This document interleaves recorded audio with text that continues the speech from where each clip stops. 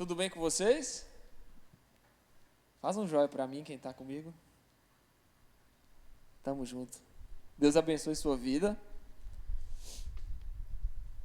Estou muito feliz de estar aqui mais uma noite. E que Jesus possa falar com você hoje. Eu não sei qual a sua história, o que aconteceu até você chegar aqui. Mas de uma coisa eu sei, Jesus está aqui, Ele pode te dar um renovo. Enche para mim, por favor. Ele pode te dar um renovo, amém? Amém ou não amém, gente? Amém ou não amém? Estão comigo? Jesus pode te renovar essa noite. Crê nisso. Eu quero te convidar, você que trouxe a Bíblia, abra a palavra do Senhor em Efésios 4. Efésios 4. Tá achando que o retorno está muito lá na bateria, viu? Vou ficar aqui. Efésios 4. Todo mundo encontrou? Sim? Se não encontrou, tem na televisão. Amém? Efésios capítulo 4, verso 1. Rogo-vos, pois eu, prisioneiro no Senhor, que andeis de modo digno da vocação a que fostes chamados, com toda humildade e mansidão, com longanimidade, suportando-vos uns aos outros em amor, esforçando-vos diligentemente por preservar a unidade do Espírito no vínculo da paz. Há somente um corpo e um Espírito, como também fostes chamados numa só esperança da vossa vocação. Há um só Senhor, uma só fé e um só batismo, um só Deus e Pai de todos, o qual é sobre todos e age por meio de todos e está em todos. E a graça foi concedida a cada um de nós segundo a proporção do dom de Cristo. Por isso diz, quando ele subiu às alturas, levou o cativo o cativeiro e concedeu dons aos homens. Ora, que quer dizer subiu, senão que também havia descido até as regiões inferiores da terra? Aquele que desceu é também o mesmo que subiu acima de todos os céus para encher todas as coisas. E ele mesmo concedeu uns para apóstolos, outros profetas, outros evangelistas e outros pastores e mestres, com vistas ao aperfeiçoamento dos santos, para o desempenho do seu serviço, para a edificação do corpo de Cristo, até que todos cheguemos à unidade da fé e do pleno conhecimento do Filho de Deus, à perfeita varonilidade, à medida da estatura da plenitude de Cristo, para que não sejamos mais como meninos, agitados de um lado para o outro e levados ao redor por todo vento de doutrina, pela artimanha dos homens e pelas astúcias com que induzem ao erro, mas, seguindo a verdade em amor, cresçamos em tudo naquele que é a cabeça, Cristo, de quem todo o corpo bem ajustado, de quem todo o corpo bem ajustado e consolidado pelo auxílio de toda junta, segundo a justa cooperação de cada parte, efetua o seu próprio aumento para a edificação de si mesmo em amor. Amém? Amém ou não amém? Nós estamos falando aqui de uma unidade, que é como a igreja deve se comportar. Mas eu quero passar dessa parte porque a gente vai falar que existe um só corpo, um só batismo, uma só esperança, um só pastor, um só Senhor, que é o nosso Senhor Jesus. Só existe Ele, e é a Ele que prestamos culto, é a Ele que adoramos. E há uma só fé, um só Deus, Pai de todos, que é sobre todos, age por meio de todos e está em todos. A gente está falando de uma unidade. E a igreja do Senhor é assim, meu irmão. A igreja do Senhor, a gente não acredita em vários deuses, em vários santos que podem me dar A, B ou C, ou vários santos pelo qual eu tenho que orar. Então, se eu quero orar para que aconteça algo na minha vida, eu tenho que orar para o santo A. Se eu quero que aconteça outra coisa, eu tenho que orar para o santo B. Não, a gente não crê nisso. A gente crê que existe um só Senhor, um só Deus. E é para Ele que a gente se recorre quando está precisando de alguma coisa, e a gente faz oração para Ele. Então, esse aqui está falando de forma bem superficial, você deve estar falando, tá, Rickson, mas e aí? E aí, meu irmão, que a gente está num cenário aqui, se a gente for olhar no verso 1, eu gosto de analisar o contexto. Olha bem, rogo-vos, pois eu, prisioneiro no Senhor. Nós estamos ouvindo de um homem que está preso sozinho, acorrentado, que existe uma unidade, que existe uma só fé, que existe um só Deus. A gente está ouvindo um homem que está numa situação muito delicada, porque ele era prisioneiro, estava escrevendo as cartas, inclusive uma boa parte das cartas do Novo Testamento, as cartas paulinas, elas são escritas de dentro da prisão. Então a gente está ouvindo um homem que está numa situação bem adversa falar sobre unidade, falar com uma igreja, o qual ele, às vezes ele escreve a carta e fala, olha, eu quero encontrar com vocês, eu quero ver vocês tão quanto posso. A gente está ouvindo de um homem preso, para que a gente deve andar de modo digno da vocação a que fomos chamados. A gente está ouvindo um homem que está sozinho, que está desamparado pela humanidade, por seus amigos, por seus colegas de missão, que existe uma só unidade. E eu acredito que isso é o que alimentava a esperança de Paulo. Ele, ainda que estivesse preso, sofrendo, ele estava confiante que existia um Deus, uma só esperança. A gente escuta um homem preso falar de esperança. Engraçado, né? Irônico. Um homem preso falando de esperança. Lá no verso 3 ou 4? 4. Olha bem, há somente um corpo e um espírito. Não tem outra saída. Não tem uma segunda forma de você se comunicar com o Evangelho, não tem uma segunda forma de você ter uma comunhão com Deus, é somente uma. E eu creio que um dos momentos que a gente mais anda deslizando com Deus, inconstante, é quando a gente está passando por dificuldade. Eu não sei se você já passou por alguma dificuldade que te fez andar deslizante e inconstante na presença de Deus. Mas deixa eu reiterar para você de novo, um homem preso está falando sobre andar de forma digna, e um homem preso está falando que nós fomos chamados numa só esperança. É um homem que está cativo, que está desamparado, falando sobre esperança. E a gente que está livre hoje aqui, às vezes falta para a gente acreditar na esperança, falta para a gente pautar a nossa história, a nossa caminhada, numa esperança de algo que vai vir, que já está prometido.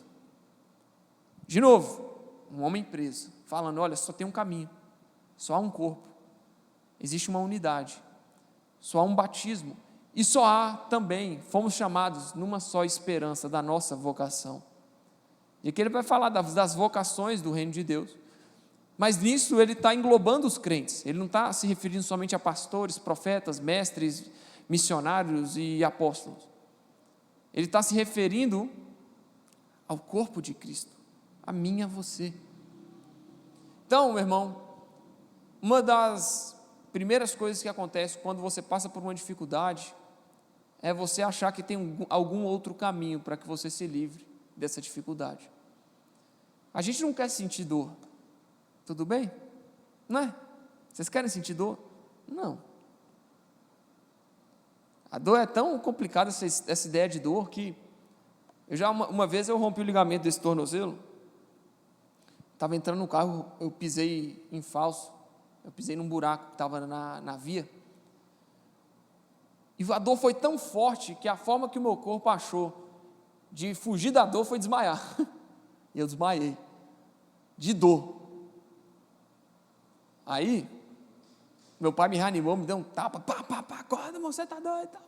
Eu acordei. A dor ela é tão tensa, que o nosso corpo ele tem mecanismos de defender contra a dor. Eu acho que são neurotransmissores que lançam e falam, aqui está um trem errado aqui, está diferente esse negócio aqui. Nosso corpo se defende da dor e a gente também se defende da dor. Mas aqui, de novo, eu estou falando de um homem preso, falando de esperança. Eu estou falando de um homem preso, exortando um povo, uma igreja, a se portar de modo digno. Aqui a gente está ouvindo um homem que não tem esperança falar de esperança. Aqui a gente está vendo um homem que está sozinho falar de unidade, falar de corpo, falar de comunhão, falar que existe um só Deus, falar que existe um só caminho, um só corpo e um só Espírito. A gente está vendo um homem padecendo na prisão, prisioneiro do Senhor é como ele se intitula, falar de que existe uma esperança. E assim, isso para mim é um modo fantástico, isso para mim é uma maturidade gigante, e eu vejo Paulo como um exemplo de maturidade para nós, porque nós somos inconstantes, a gente é inconstante em nossos caminhos. Se não fosse o Senhor Jesus, não tinha como perseverar. Eu falei sobre isso ontem, aqui no culto. O Senhor Jesus, Ele é aquele que provê os meios de graça para que a gente se mantenha perseverante até o fim. O Senhor Jesus, o meio de graça é a sua palavra, é a oração, é a comunhão com os nossos irmãos. Esses são os meios de graça que Deus provê para mim e para você, para que a gente seja salvo e para que a gente persevere até o final. Não tem a passagem que fala: aquele, pois, que perseverar até o fim será salvo? Não tem? Quem te faz perseverar até o fim é o Espírito Santo, através dos meios de graça. Então, a gente está falando nesse cenário sobre a maturidade que o cristão precisa desenvolver para não se perder nessa perseverança até o fim. Porque é Deus que nos faz perseverar, e aqui você pode achar que há uma redundância ou um paradoxo, acho que é paradoxo. Mas o homem, ele é 100% responsável pela perseverança, e Deus é 100% responsável também. Doideira, né? Quer explicar? Estudei isso, irmão. O homem é 100% responsável, e Deus também, 100% responsável pela nossa perseverança. Então, os meios de graça nos foram dados para que a gente desenvolva e de glória em glória seja transformado. Porque a santificação, que é o processo que a gente passa a nossa vida inteira, ela não é igual à justificação. Presta bem atenção, irmão, porque eu não quero dar muito conceito aqui para você se perder, tá bom? A santificação, ela dura a nossa vida toda e ela é de glória em glória. A justificação é Deus nos justificar no momento que a gente crê nele, fala: eu creio em Jesus e entrego minha vida para ele. Então a santificação é o processo que vai durar a nossa vida inteira. Como que a gente se santifica? Como que nós somos santificados? Eu vou chegar ali. Como que somos santificados? Através dos meios de graça, a palavra de Deus, a comunhão com os irmãos, a oração, o jejum. Amém? E aí, o que isso tem a ver, Rick, com o que você estava falando? Eu estou falando sobre maturidade. Paulo, irmão, não sei se você percebeu, mas Paulo tinha uma maturidade fantástica. Um homem preso falar de esperança, um homem preso falar que você deve se andar de forma digna. Eu imagino que ele estava preso com malfeitores. Eu imagino que na prisão onde Paulo estava, existiam pessoas realmente más. Existiam pessoas realmente que queriam fazer mal, alguém que matou um, o outro que assassinou o outro que praticou algum crime, um ladrão, alguém que roubou. Paulo estava no meio dessa galera e ele não se misturou com essa galera. Ele estava escrevendo para uma igreja uma carta dizendo: perseverem na doutrina, no ensino, andem de forma digna da vocação que vocês foram chamados. Lembrem-se que há uma só esperança, há um só Deus, há um só batismo, há uma só fé, não há outro. Isso para mim é um exemplo de maturidade. Isso para mim é um exemplo de uma fé inabalável. E como que a gente alcança essa fé inabalável? É justamente através da forma que a gente falou, os meios de graça. A forma como Deus nos santifica até que Ele venha. A forma como Deus nos preserva e nos faz perseverar até o fim, até que Ele venha. É através da comunhão.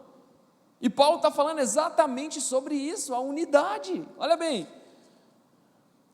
eu rogo a vocês, 4:1, Não, 4:1, verso 1. Isso. Eu rogo a vocês, eu oro, eu peço, eu clamo, eu, prisioneiro do Senhor, que andeis de modo digno da vocação que vocês foram chamados. Está falando para a igreja, com toda a humildade e mansidão, com longanimidade, suportando-vos uns aos outros em amor, esforçando diligentemente, gente, esforçar diligentemente, é você se esforçar com muita precisão. Esforcem-se diligentemente por preservar a unidade do Espírito no vínculo da paz. A gente está vendo um homem falar num momento totalmente desconexo da sua vida, ele está preso. Ele está falando para que eles perseverem e preservem a unidade. É sobre isso que Paulo está falando. Porque se vocês viverem de modo digno, isso aqui é um complemento só. Andem de modo digno. E façam isso aqui também, perseverem na unidade, perseverem na união do Espírito, no vínculo da paz. Estejam juntos, estejam unidos. Porque esse é um meio de graça que Deus proveu para mim e para você, para que a gente possa se tornar mais parecido com Ele. Essa é uma forma que Deus encontrou de preservar o seu povo. Então, sim, irmão, nós necessitamos ter comunhão uns com os outros e com o Senhor. A gente precisa, porque é uma forma que Deus faz para que a gente persevere e preserve a unidade do Espírito. Deus nos deu esses meios de graça para que a gente seja preservado. E através dos meios de graça, à medida que a gente é preservado, à medida que a gente persevera até o fim, Deus nos santifica mais e mais de glória em glória. Então, a grande virada de chave para a nossa cabeça hoje é: eu preciso ser um filho mais maduro. Eu preciso ser uma filha menos inconstante. Eu preciso ser um filho de Deus, uma filha de Deus, que mantém uma fé inabalável, independente de tudo que está acontecendo. Assim como Paulo. Ele está falando, ele não está falando o que ele está achando, irmão, ele está vivendo. Assim como Paulo, que estando mal, ele ainda assim estava falando sobre unidade, estava falando sobre meios de graça, estava falando sobre como a gente deve perseverar, com longanimidade, com amabilidade, preservando em amor uns com os outros. E aí ele vai falar sobre que cada um foi eleito para alguma coisa, cada um foi dado alguma designação no corpo. E olha bem, no verso 11, olha bem, 4:11, ele mesmo concedeu uns para apóstolos, outros para profetas, outros para evangelistas e outros para pastores e mestres.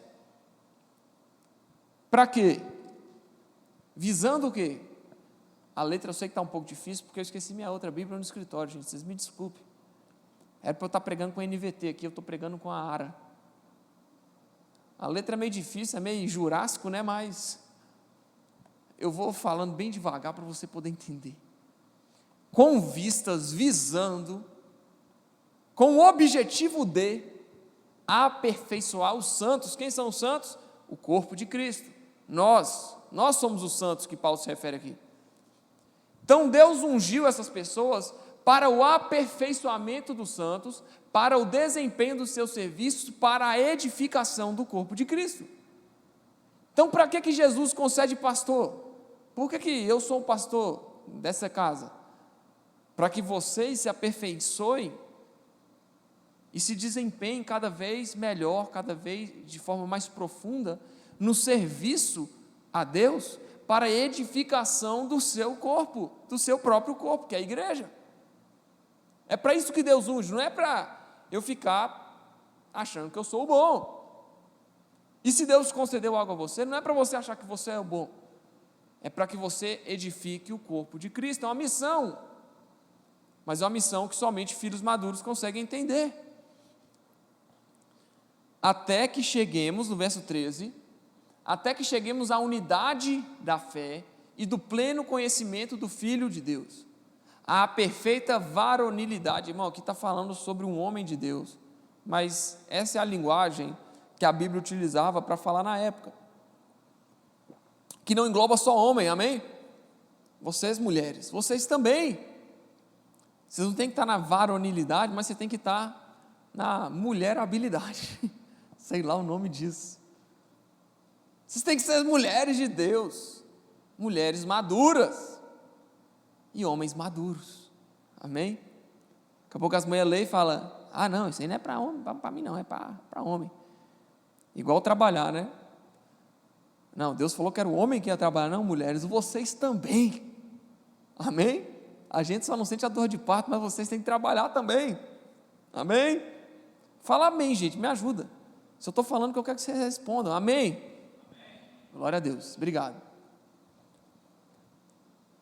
Até que cheguemos, então, a gente é ungido para que a igreja, para que o povo, para que o corpo, até que eles cheguem à unidade da fé e do pleno conhecimento do Filho de Deus, que é Jesus, à perfeita varonilidade e à perfeita estatura, a medida da estatura da plenitude de Cristo, ou seja, irmão, para que você seja maduro igual Jesus.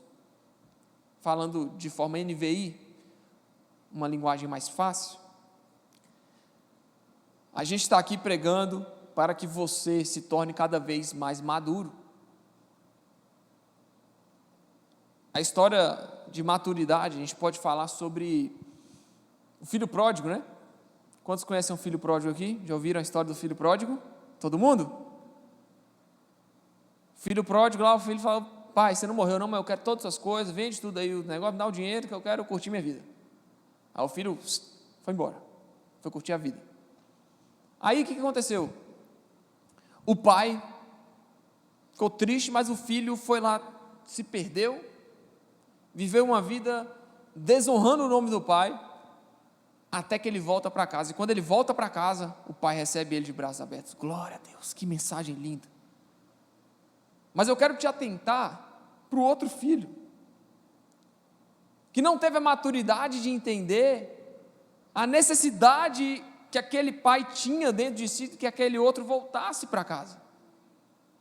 E aí quando o pai faz uma festa, coloca um anel no dedo do filho, e dá presente, e dá isso, dá aquilo, e muda a história daquele filho pródigo, o que acontece? O outro fica com raiva, porque o outro não tem estrutura, maturidade, para entender que ele já era um filho amado, ele se preocupou tanto da forma que o pai tratou o outro, que ele não percebeu quão amado ele era. Isso para mim é um exemplo de imaturidade.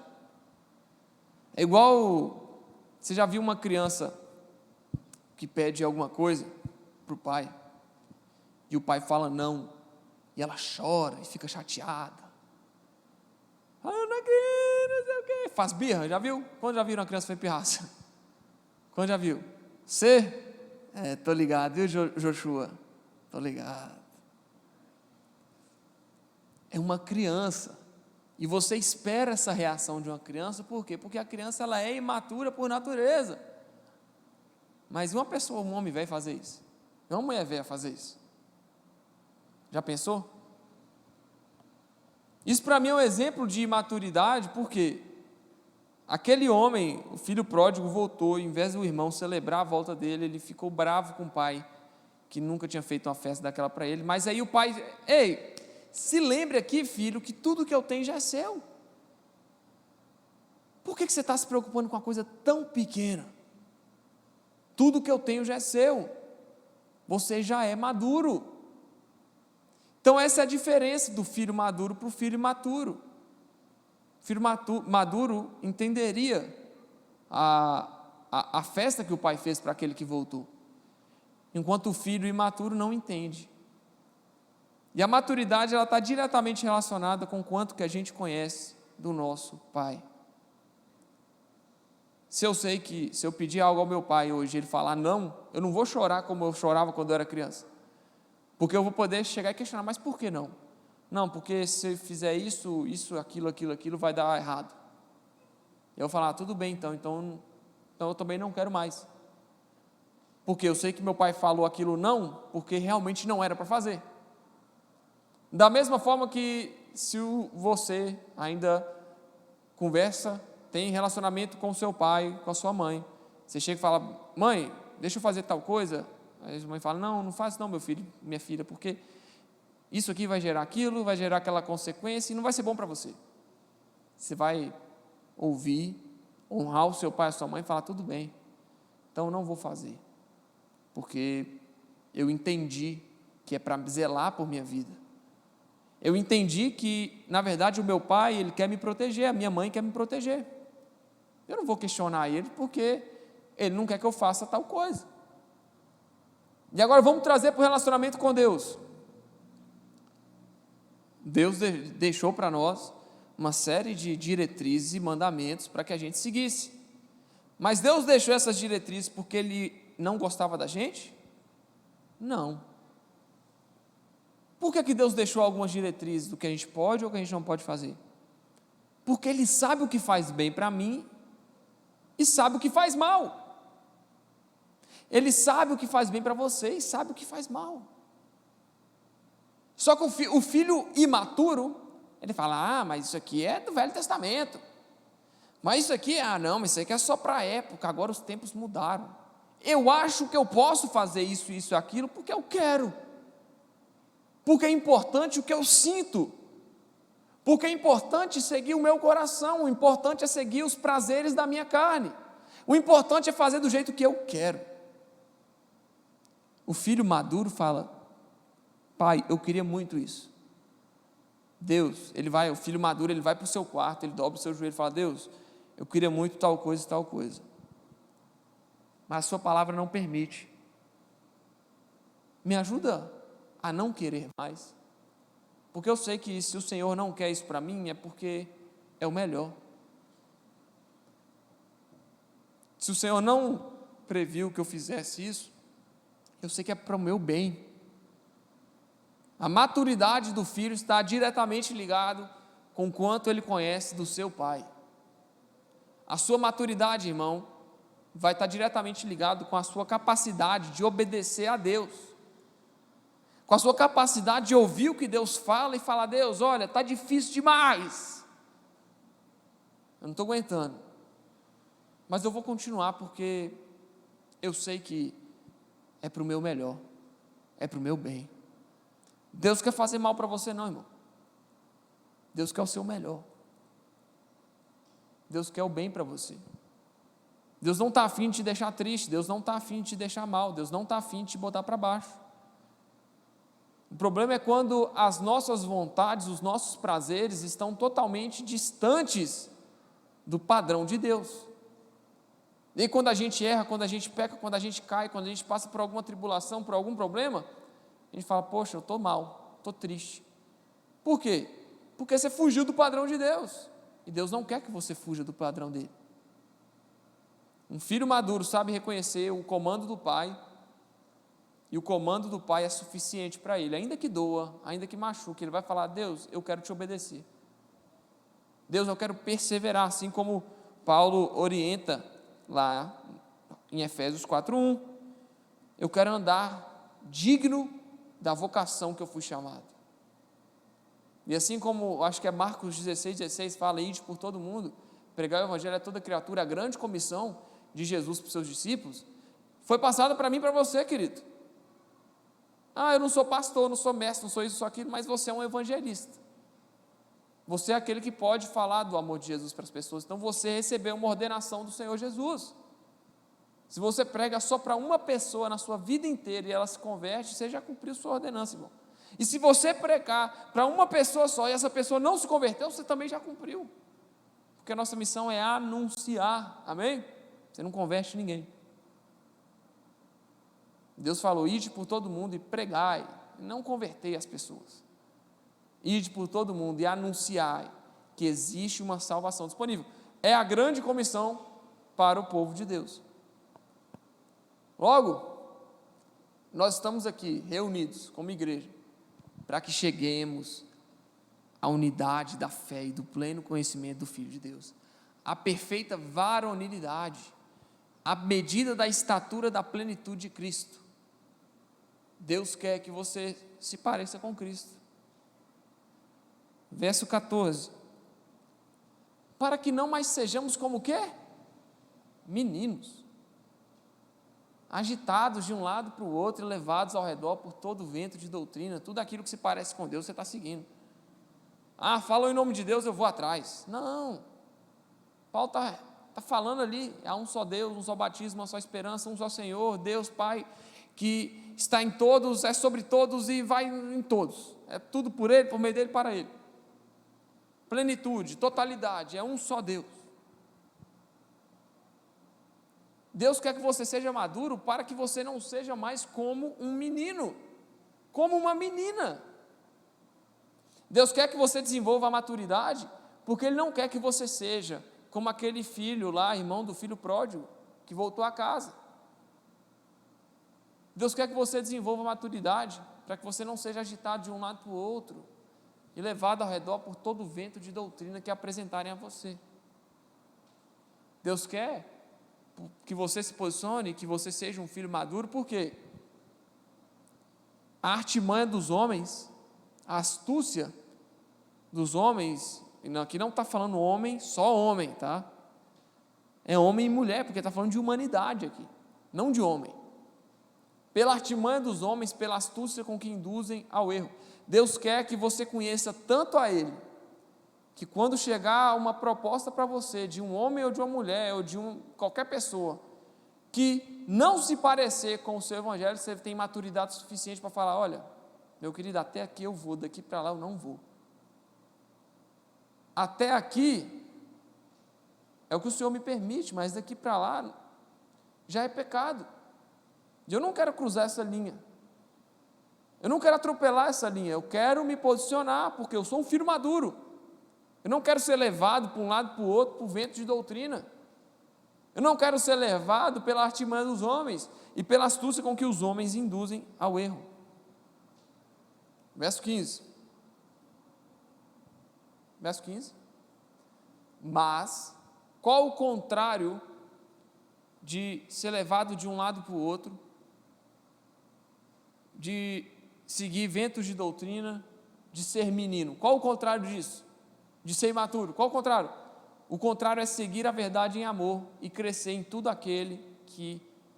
naquele que é a cabeça, Cristo. Então seguir a verdade e crescer em Cristo, crescer no relacionamento com Cristo, é diametralmente oposto a, verso 14, antes, a ser um menino, agitado de um lado para o outro por vento de doutrina, e ser enganado pelos homens e pela astúcia com que induzem ao erro. Bem simples. Ou você é um menino, ou você é um homem. Ou você é uma menina, ou você é uma mulher. Ou você segue a verdade em amor, ou você é levado para um lado para o outro por vento de doutrina e é inconstante em seus caminhos. E tudo aquilo que te faz feliz é a velha frase do mundo, né? Siga o seu coração. Totalmente oposto à Bíblia, que fala: cuidado com o seu coração. A Bíblia fala: guardai o seu coração, porque dele procede as saídas da vida. Fala para você ter cuidado do seu coração, porque o coração é enganoso. Aí vem o mundo e fala o quê? Siga o seu coração. Faz aquilo que te der na telha. Faça aquilo que te der na cabeça. Faça aquilo que te faz feliz. Oh, glória. Deus prefere você triste com Ele do que feliz com o mundo, irmão. Engolir isso é difícil, né? Mas é a verdade. Eu prefiro você triste com Jesus do que feliz lá fora no mundo. Porque a sua tristeza com Jesus, eu tenho certeza que é momentânea. Assim como a sua alegria no mundo também é momentânea, é só passageiro. Você é feliz por um tempo, daqui a pouco você está todo atrapalhado das ideias. E com Jesus está triste, daqui a pouco você fica feliz, porque daqui a pouquinho você faz como o Salmo 1, né? Bem-aventurado, que não anda segundo o conselho dos ímpios. Bem-aventurado, que não se detém no caminho dos pecadores, não se assenta com escarnecedores, mas antes tem o seu prazer na lei do Senhor. Você pode até estar triste com Jesus nos dias, irmão, mas Salmo 1 vai chegar na sua vida, você vai ter prazer na lei do Senhor. Isso eu tenho certeza. Então eu vou orar para Deus te deixar triste com Ele, junto com Ele, se você quiser, tá? Se você não estiver meio assim, eu quero seguir o meu coração, eu vou orar para Deus te deixar triste com Ele. Ele vai te amarrar numa cadeira e você não vai sair do lado dele. Até que você seja convencido da verdade e fique feliz com Jesus. Por isso que eu pergunto, vocês estão felizes? Então está todo mundo triste, amarrado na cadeira com Jesus, irmão? Tá não, né? Tá, então vocês estão felizes? Faz assim para mim, se estiver feliz. Vocês estão meio sem graça de falar, eu tô. Vou orar para Deus te deixar mais feliz com Ele. E se você não estiver muito satisfeito, querendo meio, não sei se compensa para mim isso mais, eu te falo, irmão, fica quieto no seu lugar. Fica tranquilo, vai passar. Então, verso 15, seguindo a verdade em amor, cresçamos em tudo naquele que é a cabeça, Cristo.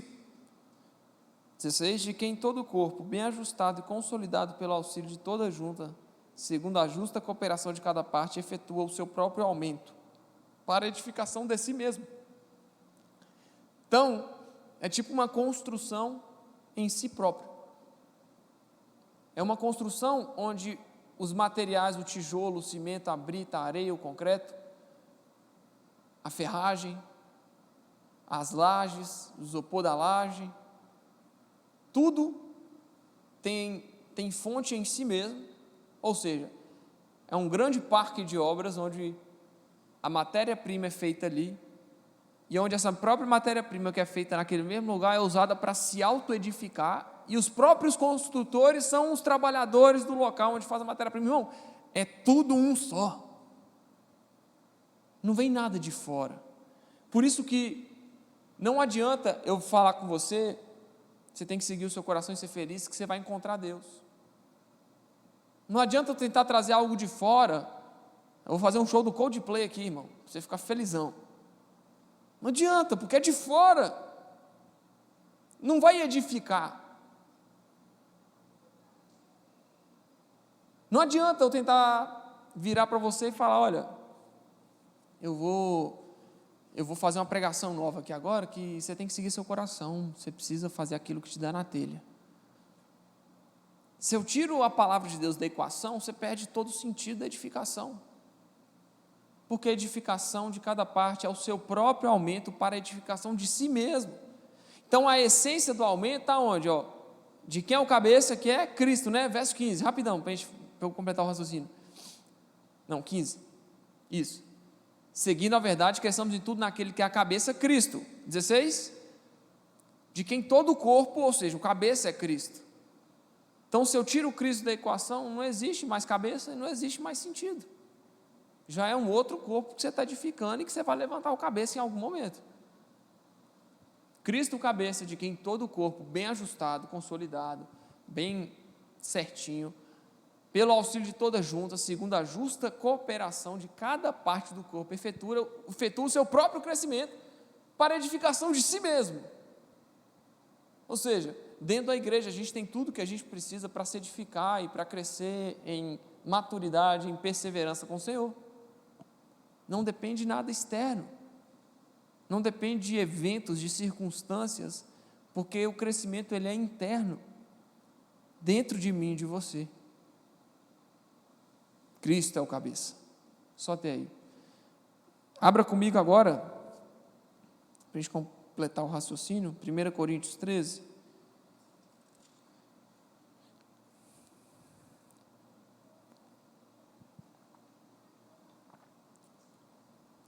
Coríntios 13, verso 10, versículo 10. Quando, porém, vier o que é perfeito, então o que é em parte, o que é coxo, o que é manco, o que não é total, será aniquilado. Verso 11. Quando eu era menino, falava como menino, sentia como menino, pensava como menino. Quando cheguei a ser homem, desisti das coisas próprias de menino. desistir. Enquanto tem gente que fica buscando oportunidades de ser um filho mal criado com Deus, Paulo estava desistindo de ser um menino. Foi onde eu falei, nós somos 100% responsáveis pelo nosso desenvolvimento na fé. Nós somos 100% responsáveis na nossa santificação. Nós somos 100% responsáveis no desenvolvimento da maturidade. Porque se a gente não utilizar dos meios de graça que o próprio Deus deu para nós, para que a gente se desenvolva, a gente vai continuar sendo um menino imaturo. A gente vai continuar sendo um menino. Paulo chega num ponto que ele fala, eu era um menino. Eu falava como menino, sentia como menino, pensava como menino. Mas quando eu cheguei a ser homem, desisti das coisas próprias de menino, porque não me convinha. Porque eu sou um homem. Porque me foi dada uma revelação que eu entendi, eu preciso me posicionar diferente. Eu não posso ser levado para um lado para o outro, por ventos de doutrina, por ensinamentos, por vontades alheias, por pessoas, por situações do meu dia a dia. Não, por quê? Porque eu sou um homem. E aqui completa. Eu desisti das coisas de menino. O menino que era levado por ventos de doutrina, o menino que se perdia em seus caminhos, o menino que andava errante com Deus, ele ficou para trás. E para menino aqui eu vou trazer a ideia de velho homem. O que o velho homem queria, o que o menino imaturo queria, não são as coisas que o novo homem, a nova natureza e o filho maduro, o homem de Deus, a mulher de Deus quer. Não tem como essas duas coisas andarem juntas. Não tem como você ser uma pessoa madura e uma pessoa imatura. Ou você é um, ou você é outro. Ou você se ofende de forma fácil, ou você se mantém a classe e a longanimidade, para que não perca a paciência. Ou você crê no Senhor Jesus e obedece, porque aquele que crê obedece, ou você não obedece e não crê no Senhor Jesus. Ou você é um menino, ou você é um homem. Ou você é uma menina, ou você é uma mulher. Não tem como ser os dois. Paulo desistiu. Isso aqui é Paulo falando para a igreja de Corinto. Eu desisti das coisas próprias de menino. Porque agora vemos como em um espelho, obscuramente. Então veremos face a face. Agora conheço em parte, então logo na frente conhecerei como também sou conhecido. Irmão, espelho, eu vou falar para você uma coisa, aqui nós estamos falando idade média, né? Idade média? Me ajuda aí, história. Você quer idade média? É onde, Letícia? É o quê? Que idade é essa aqui, filha? Grécia Antiga? Antiguidade?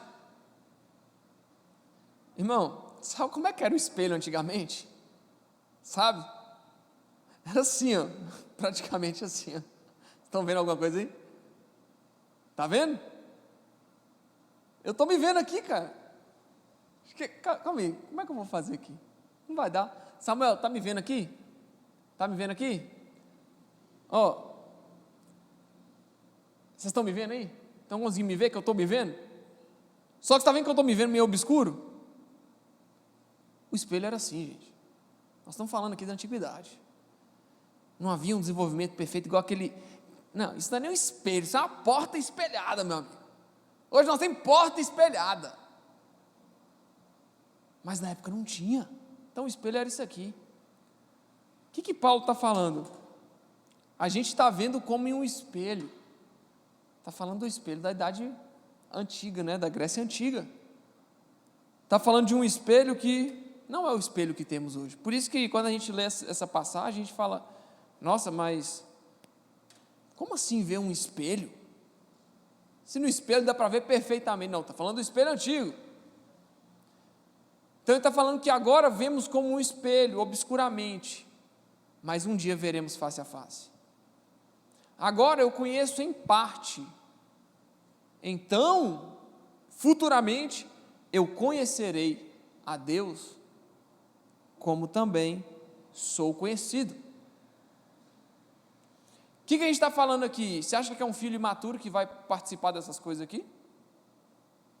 Você acha que é um filho imaturo, um menino, que consegue chegar numa conclusão dessas? Você acha que é um menino que chega na conclusão de que, olha, eu vejo a Deus meio obscuro agora, eu não consigo entender direito, mas um dia eu tenho a esperança que eu o verei face a face. Agora eu conheço a Deus mais ou menos, eu vejo as partes que Ele me dá a condição de ver, mas vai chegar um dia que nós conheceremos a Ele da mesma forma que somos conhecidos dEle. Mas essa é uma conclusão, meu amigo, para um filho maduro. Isso aqui não é para menino, não. Isso aqui é para quem tem maturidade. E é por isso que eu reitero com você a necessidade de você ser um filho maduro. Por isso que eu reitero com você a necessidade de você se posicionar nesse mundo tão cruel, tão perverso. Por isso que eu reitero com você a necessidade de você não se dobrar a estátuas de Baal, para você não se dobrar a Mamon. Por isso que eu reitero com você a necessidade de você mudar a sua vida. Eu sei que existem ainda algumas coisas de menino que a gente faz, porque a gente está muito inconstante às vezes a gente está num dia, numa semana que a gente está mais fraco, numa semana que a gente está meio com um caminho inconstante. Eu não estou te falando sobre isso, até mesmo porque se fosse assim a gente não podia nem pecar, porque se falasse pecou, é o cara do capeta. Eu não estou falando de uma vez ou outra você cair num problema e numa situação de menino. O que eu estou dizendo é você buscar essas coisas, porque tem gente que não cai no erro, tem gente que vive o erro, tem gente que não cai na meninice, tem gente que não cai na meninice, tem gente que vive a criancice, tem gente que não anda imaturo, tem gente que é imaturo. Não tem uma pessoa, existem pessoas que às vezes podem tomar uma atitude imatura, mas entenda bem que a atitude imatura não te faz imaturo, mas viver como um menino, viver em um estado de maturidade que te torna imaturo.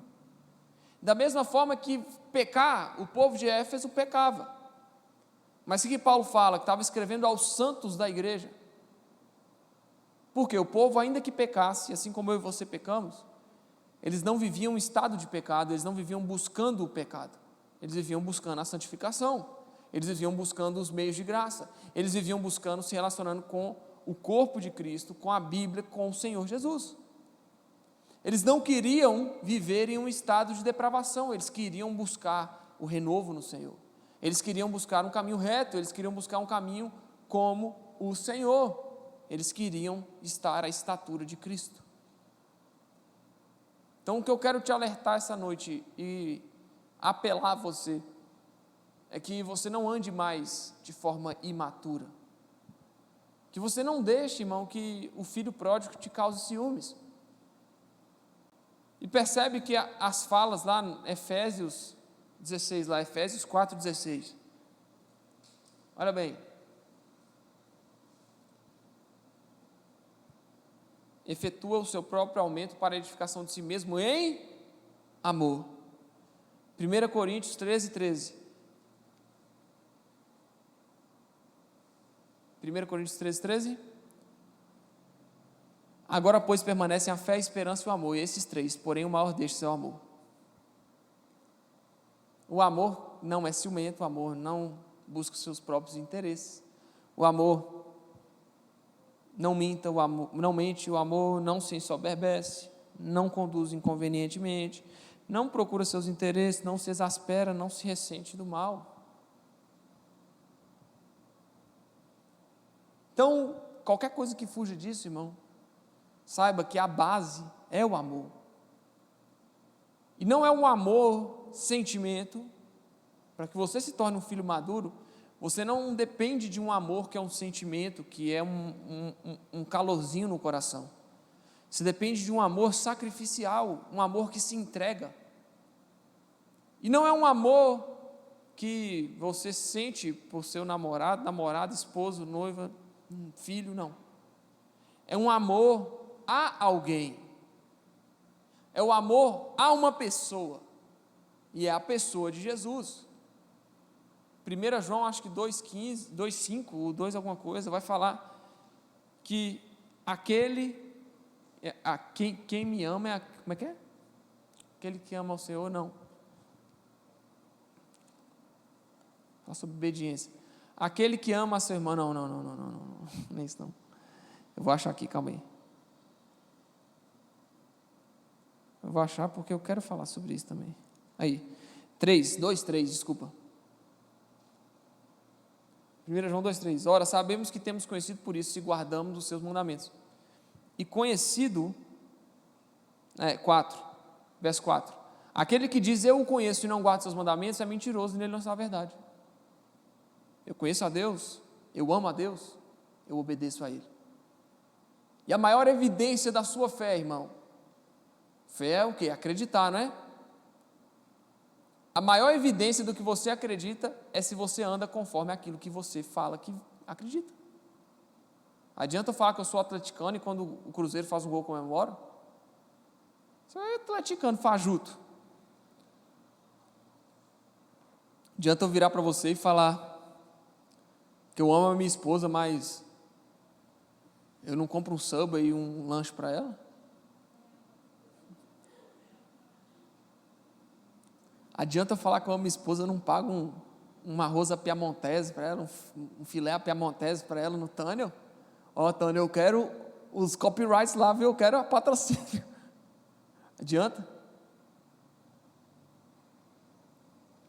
Porque quem ama, obedece. E só quem obedece consegue amar de verdade.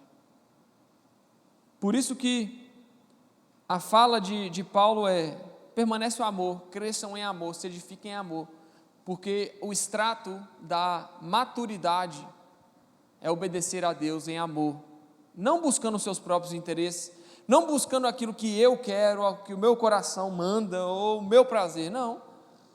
O extrato da maturidade de ser um filho maduro em Deus é o quanto eu obedeço e conheço do meu Deus, é o quanto eu busco me aperfeiçoar nele, é o quanto eu me afasto das paixões carnais, das paixões desse mundo e me aproximo da verdade do Evangelho. Está ligado ao quanto eu deixo e desisto das coisas de menino, desisto das coisas de menino. Não é, irmão, um acidente, é uma escolha. Ser um filho maduro, ela está diretamente ligado 100% com o seu posicionamento. Não é uma obra do acaso, é uma obra do seu posicionamento. É uma obra de você efetivamente desistir. Eu desisto das coisas de menino. Assim como a gente desistiu do pecado e quer viver uma nova vida com o Senhor, quer caminhar com Cristo, nós já fomos convencidos disso, amém. Mas nós não podemos ficar no mesmo estado de maturidade para sempre. Assim como existe uma passagem na Bíblia que fala que a humanidade, eu vou procurar essa no Google aqui que eu não vou saber, tá? A humanidade aguarda ansiosamente, Romanos 8,19, a ardente expectativa da criação aguarda a revelação dos filhos de Deus. Isso aqui no hebraico está escrito ruiós, amém? Quando já viram pregação sobre ruiós? Todo mundo que acompanha Luciano Subirá, ou Douglas Gonçalves, Jesus Cop, vai saber disso. A ardente expectativa da criação aguarda a revelação dos filhos de Deus. E esses filhos aqui, existem duas palavras para filho no hebraico, é o filho maduro e o filho imaturo.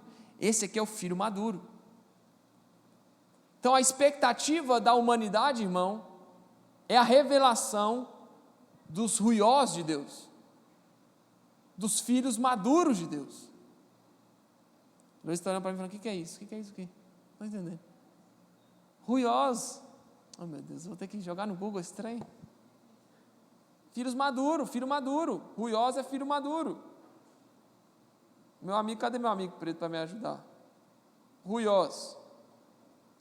O que é ruiós? Revelação. Filhos maduros, Romanos 8,14. Está no Google, irmão. Vai no Google. Google, meu fiel escudeiro. Ardente expectativa da criação. A humanidade, irmão, espera a revelação dos filhos maduros de Deus. E é por isso que muita gente não desfruta do que deve desfrutar e não trabalha, e não desenvolve a vocação que o Senhor deu a ela, por simplesmente não se posicionar como filho maduro e desistir das coisas de menino. Deus quer que você seja maduro. Deus não quer que você seja inconstante, levado de um lado para o outro, por vento de doutrina, por etc, etc, etc. Não, Deus quer que você seja maduro. E se Deus quer isso, Ele disponibiliza meios para que você seja maduro. Os chamados meios de graça, como eu acabei de falar. Comunhão da igreja, a palavra de Deus, a oração, o jejum, o relacionamento com o Pai. Esses são os meios de graça que te permitem tornar-se maduro. E todos trabalham em conjunto, não tem como você separar. Não tem como falar, eu só quero perseverar na igreja. Não, se você só vir na igreja, irmão, não adianta nada. Da mesma forma que não tem como você virar e falar assim, não, eu só quero ler a Bíblia em casa e eu estou feliz com isso. Não, você não vai desenvolver. Porque é na igreja que você encontra um monte de gente diferente, com cabeça diferente da sua, com vida diferente da sua, e você é obrigado a perseverar ao lado dessas pessoas em unidade, amando essas pessoas, se esforçando, porque Deus sabe que esse é um meio de graça que traz maturidade. Deus espera que você se posicione como um filho maduro e desista das coisas de menino e de menina, tá bom? Vamos parar de brincar de boneca, brincar de Hot Wheels. Claro que de modo figurado, né, gente? Estou falando de modo figurado. Amém? Vocês estão felizes? Vamos orar essa noite, então? Quem quer orar? Fique de pé no seu lugar. Fundo musical, por favor.